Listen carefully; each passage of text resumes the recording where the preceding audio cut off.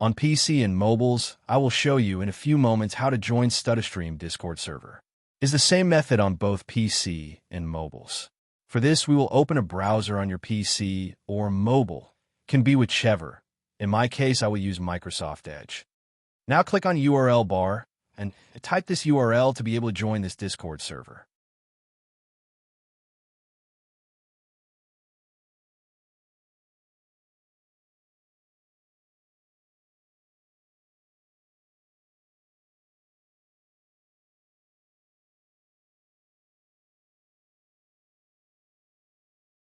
Doing this will automatically start your Discord application if you have it installed. Then click Join, and you will have access to the Discord server.